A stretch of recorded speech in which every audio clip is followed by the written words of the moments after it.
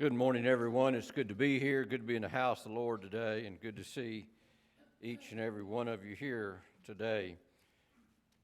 So often I take for granted the blessings that we have each and every Sunday to be gathered together to worship and serve our Lord.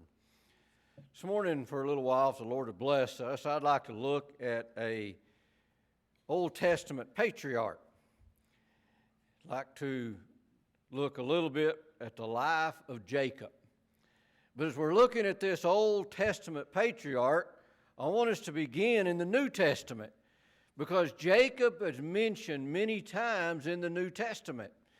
Now, many of the time, in fact, most of the time that Jacob is mentioned in the New Testament is talking about his family. It'll say Abraham, Isaac, and Jacob.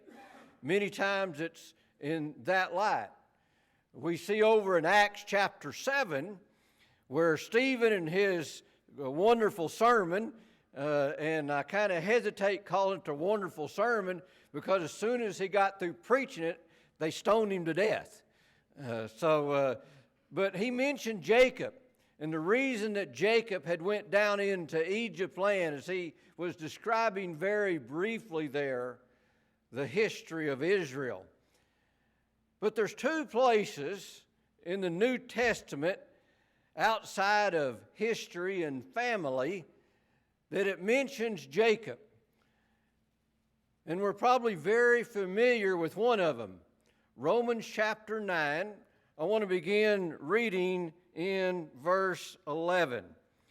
He says, "For the children being not yet born, neither having done any good or evil, that the purpose of God according to election might stand, not of works, but of him that calleth, it was said unto her, the elder shall serve the younger, as it is written, Jacob have I loved, but Esau have I hated."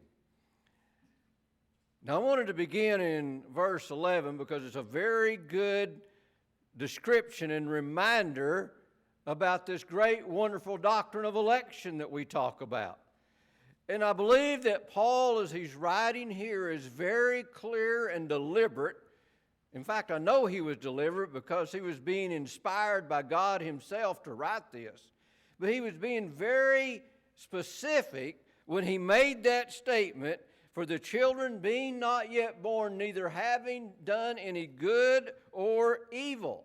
He's making it very plain and clear to us that God's election of us, his choice to love Jacob, is very specific in the fact that it has nothing to do with Jacob's works. Anything that Jacob ever did, said, or thought, there's none of that had anything to do with God deciding to love him and choosing him to be his child. Nothing at all. But let's just play like for a minute. All right? Let's play like for a little while that there was some reason. I remember years ago when I first started reading the Bible and studying the Bible and trying to understand its teachings. I read some people that tried to say that, well, reason God chose certain people to be his children, he knew who would accept him. And those are the ones he chose. Lest you be deceived and get mistaken about what I'm saying, that's garbage. Is that plain? That's not why God chose his people. Nothing that we did, nothing that we would ever do in our life would merit God's love toward us. Now let's go back and look at the life of Jacob. I want to go back and begin in Genesis chapter 25. And I want us to remember as we go through this, not only do we want to point out some things about the life of Jacob here, but we also want to try to find reasons of things that he might have done that would cause God to love him.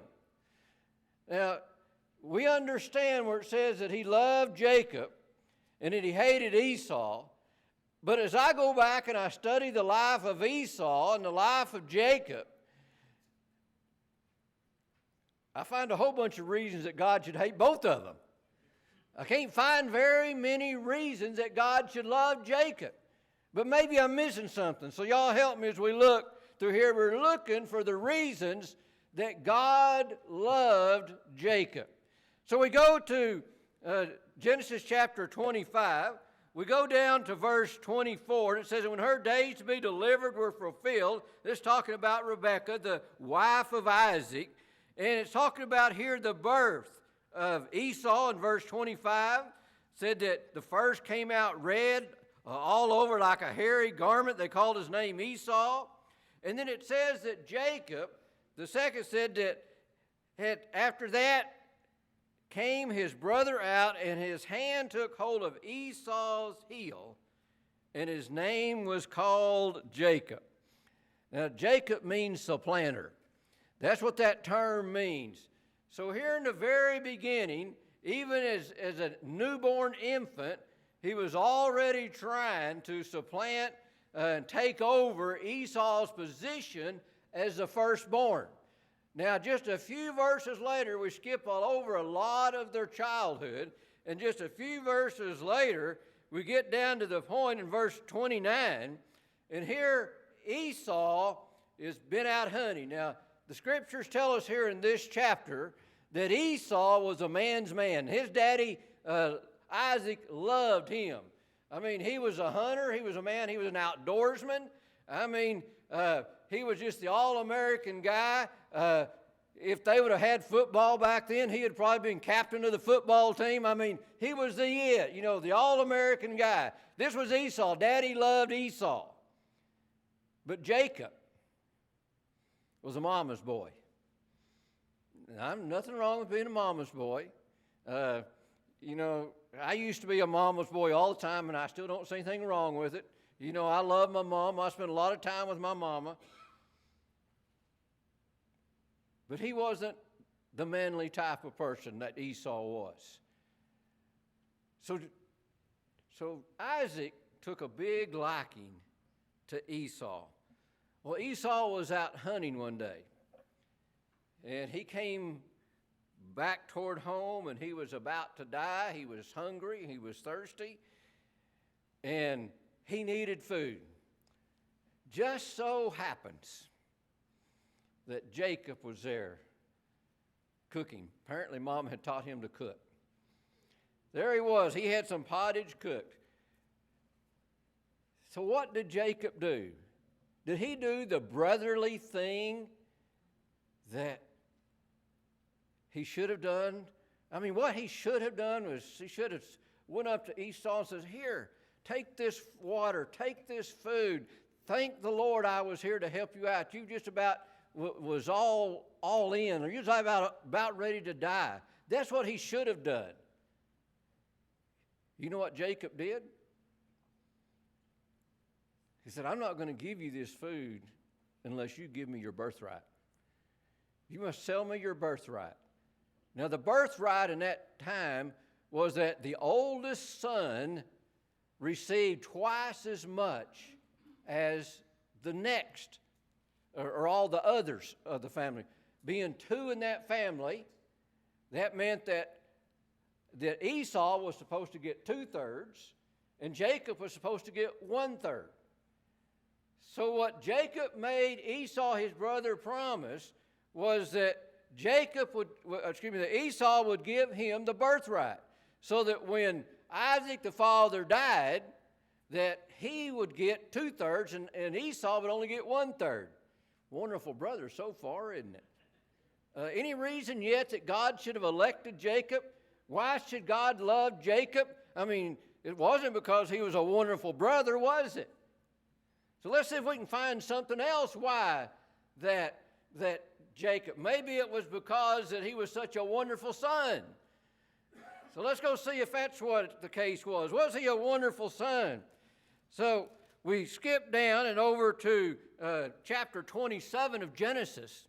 And we get to chapter 27 of Genesis. It tells that Isaac was old. He couldn't see. He was blind. and he called the son that he loved. He called Esau in. And he said, go out hunting. I want you to go out and take some venison, go shoot a deer. You fix it like that. I know you like to like it, roast venison, however it was, a savory way that Esau made venison. Isaac loved it, and he wanted Esau to go out and do that. And he said, you go out and do that, and you come back, and when you come back and I've eaten, I'm going to give you a blessing. So Esau heads for the field, takes his bow and arrows, and he goes out. Well, Rebekah had heard this conversation, so she had Jacob go out and get a lamb out of the flock. She fixes it just like that. She knows that Isaac wanted it, would be covered up with barbecue sauce or something else to make it taste just like that venison.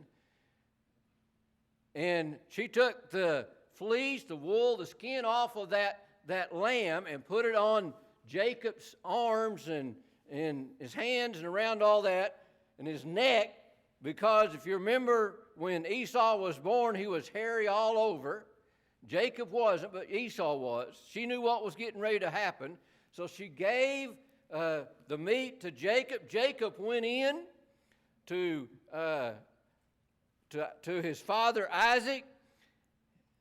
All right, well, let's watch here. Let's see how good a son he is.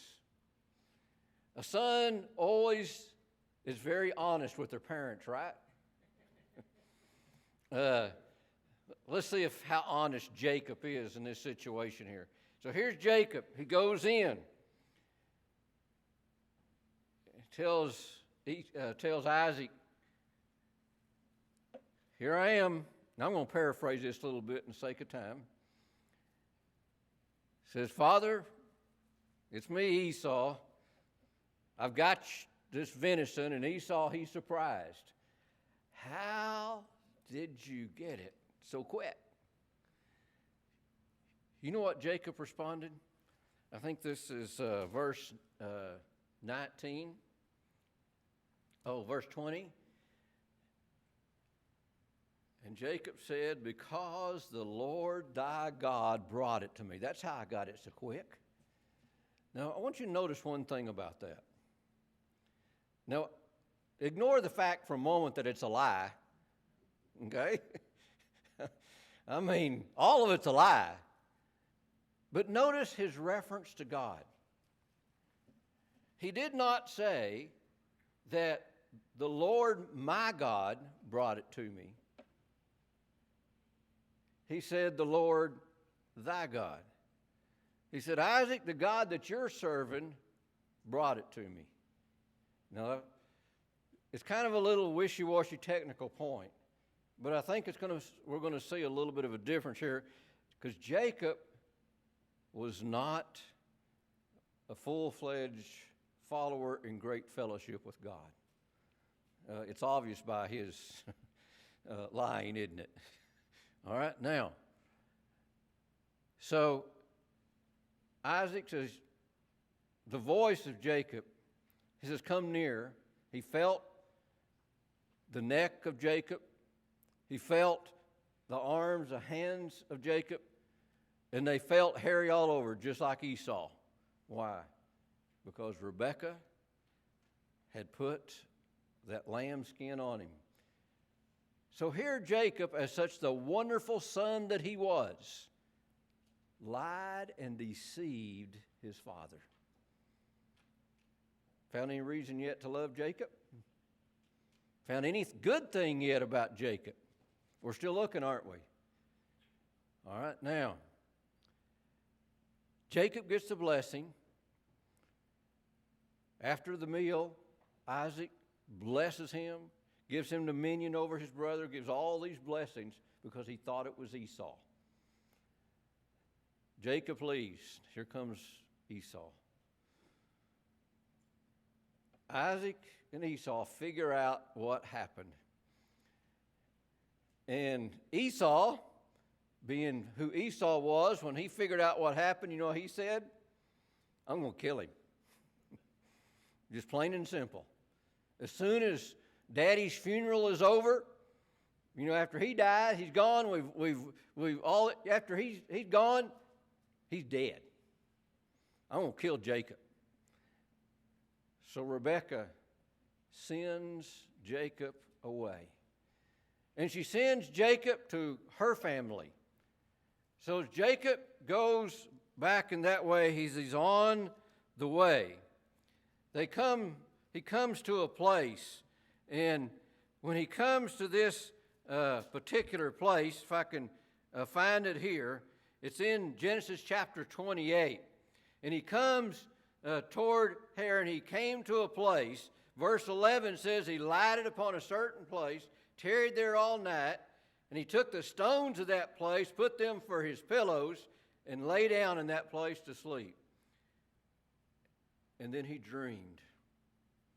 And this is a very interesting dream, because in this dream, he saw this ladder that was set up on earth, and it reached to heaven.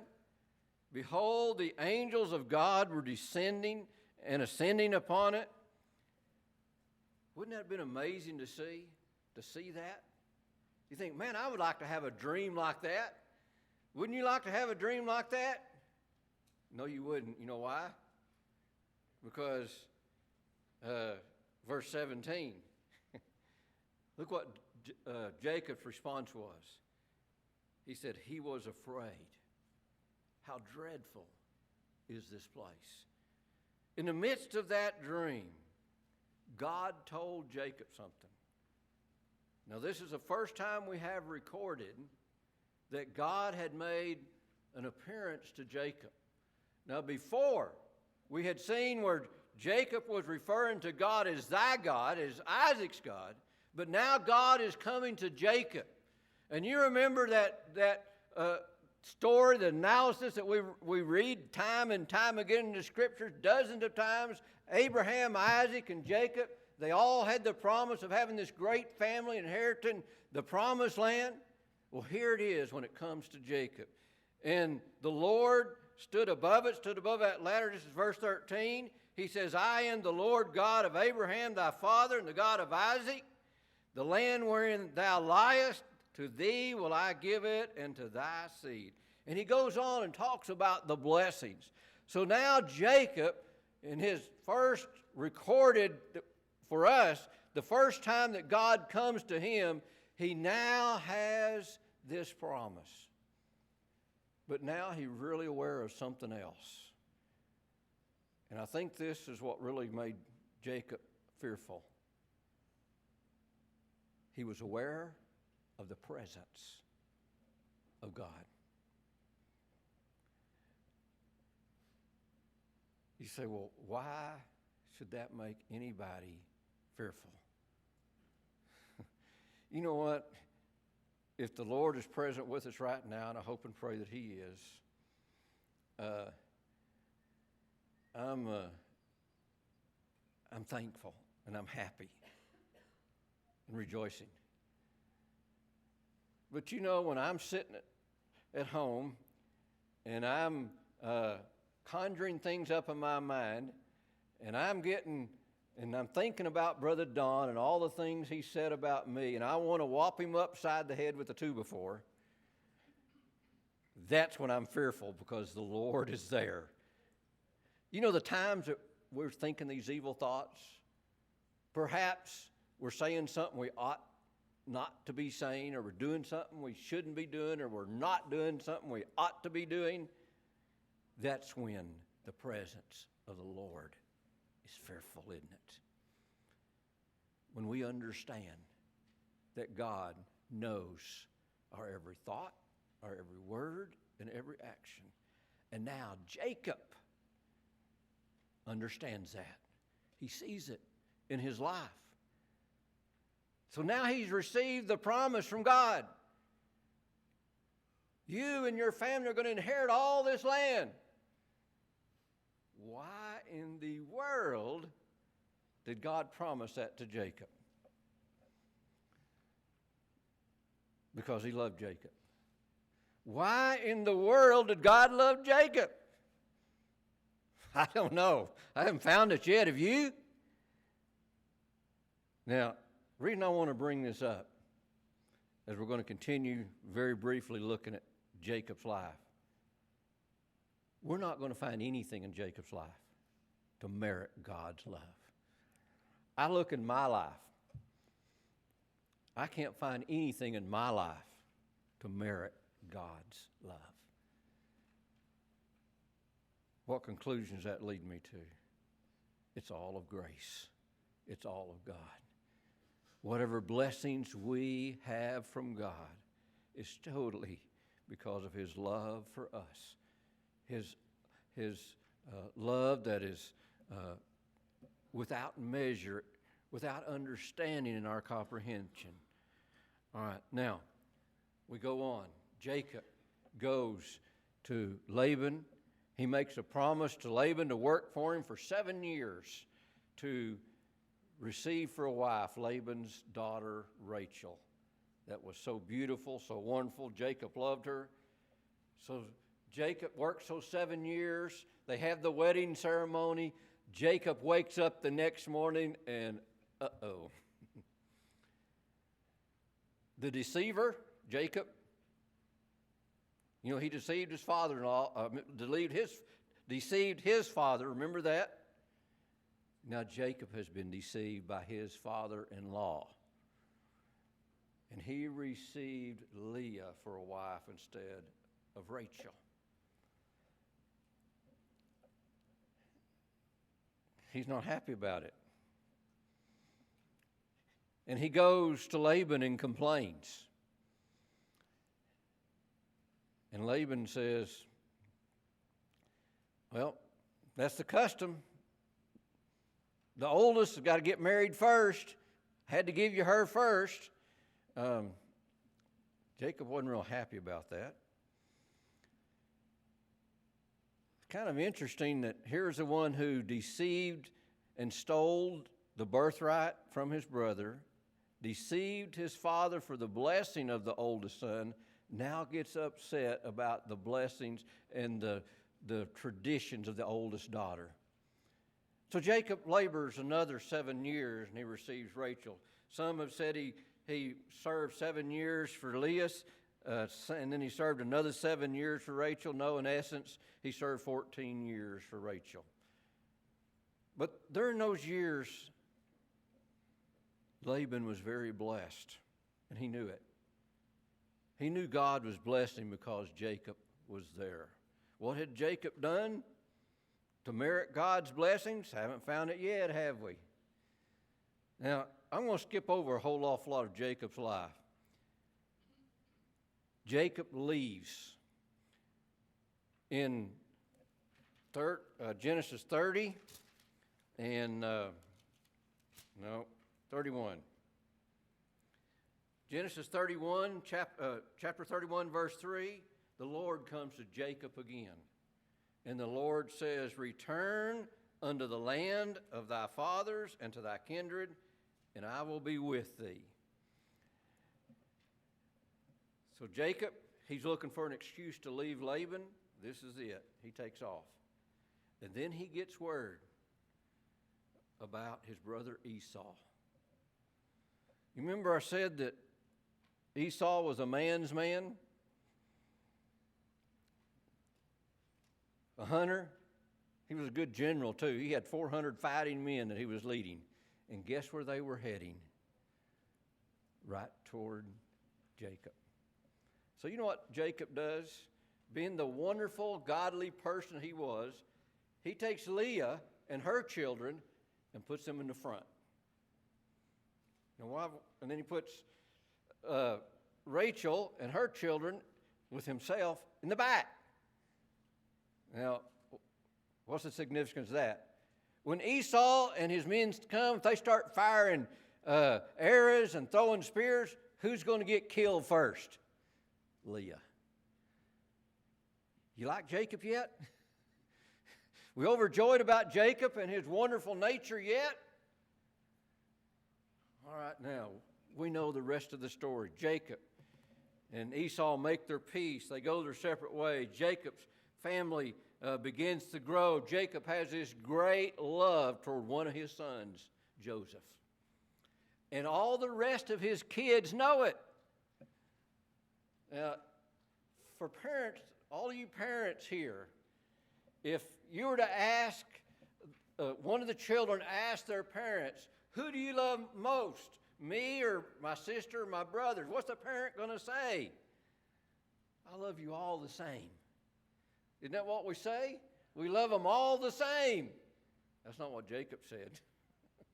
They all knew he loved Joseph the most. Now, we know how the brothers took Joseph. They sold him into slavery into Egypt, that they took his robe to Jacob. Jacob heard that story about, or saw the coat of many colors with the blood on it. He said, Jacob's been killed. Jacob believed a lie. When the word came later that that Joseph is alive, he didn't believe it. It took some convincing. That's exactly human nature, isn't it? We'll believe a lie without even thinking about it, but when the truth comes, we hesitate to believe it. Now, let's get over to Genesis chapter 48, because I've got to hurry here. Genesis chapter 48. We're skipping all the time that Joseph was down in Egypt and all those things that happened there. Jacob he's come down to Egypt because of the famine that's in the land. He meets Pharaoh. We could go into that meeting, and there's still nothing else we find to like Jacob about it. And then we come down to chapter 48 and the blessings that Joseph, just before Jacob's going to bless all 12 of his sons. He's going to give a blessing to them. But there's one I want us to make special note of. If you look in chapter 48, and if you look in verse 17, you'll see that he's blessing the two sons of Joseph, Ephraim and Manasseh. Manasseh was the oldest. Ephraim was the youngest. Joseph was very upset. When they came there, Jacob blessed Ephraim the youngest. He gave him the special blessing. And Joseph was unhappy. And he made mention of it. In verse 19, when Joseph tried to get him to move his hands and change the blessing, Jacob refused. And he says, I know it, my son, I know it. Now, you say, well, what is so important about that? I want to go back to the New Testament now. Let's go back to Hebrews chapter 11. And you go back to Hebrews chapter 11. And hopefully you'll recognize in Hebrews chapter 11, this is a chapter about these great men of faith that do wondrous things. And here in Hebrews chapter 11, we're going to find Jacob. Now, we've been looking all through the Old Testament. We haven't found anything that Jacob did yet to deserve being elected by God, to being loved by God. We haven't found that. But now we get to Hebrews chapter 11, and we find that Jacob is here included in what some people call the Hall of Fame of faith. This place of mention of all these great people of great faith, and Jacob's here. So what is mentioned about Jacob that gets him placed here in Hebrews chapter 11? Was it when he deceived his father? Reckon that's it? You reckon when he managed and figured out a way to steal cattle and sheep from his father-in-law Laban? You reckon it was when he put Leah and her children out in front so if Esau came shooting arrows that they would be the first to fall? What is it that got Jacob into Hebrews chapter 11. Look here in verse 21.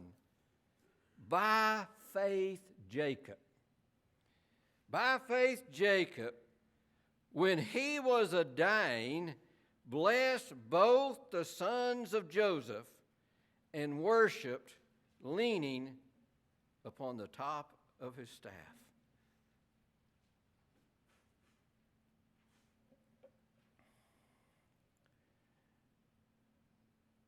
That's it? You mean there in Genesis chapter 48 when we read about his blessing of Ephraim and Manasseh, Joseph's two sons, he was leaning there on a staff and he blessed them, and that was it? That was what got him into Hebrews chapter 11? I mean, you read Hebrews chapter 11. I mean, it talks about Abraham. And Abraham, when he had that son when he was 100 years old, by faith. By faith, Abraham, he went and took that promised son Isaac onto the mountain to offer him for an offering there. And Abraham had the faith that he was going to kill Abraham, offer him. God was going to raise him from the dead and go back down the mountain and go home. That's a lot of faith, isn't it? Later on, it's talking about the faith of Moses, who was raised in the king's house. He was raised in Pharaoh's house. He had wealth and honor and prestige in front of him for his whole life. Moses, by faith, just said no. And he left that and he went to lead his people out of slavery. Time and time again, we're going to see great people, and Gideon and Samson and David, all of these people that are here in Hebrews chapter 11 that showed great faith and did great things, and they got put here in this hall of fame. But Jacob, leaning on a staff, and that gets him into Hebrews chapter 11? Why? Why can he be remembered as a great man of faith? Now, one of the things that we didn't cover, when Esau was coming after Jacob with those 400 men, and Jacob was there, wrestled with a man all night long. That's when the Lord changed Jacob's name, said you'll be called Israel. But he also smote Jacob's thigh. And from that point forward, through all of his life,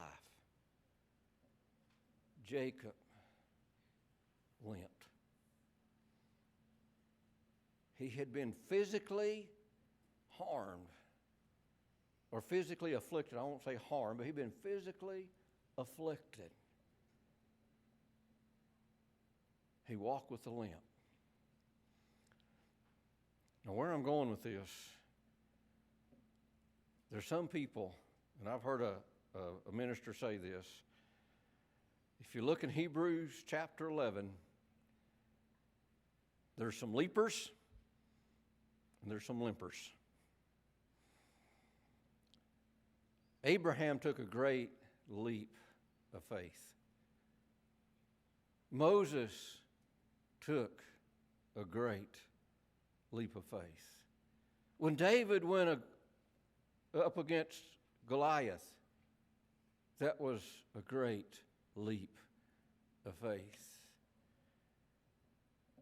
I recall reading about a pastor one time that told his congregation, he said, I've been wanting to see y'all take leaps of faith, and I've finally given up on that.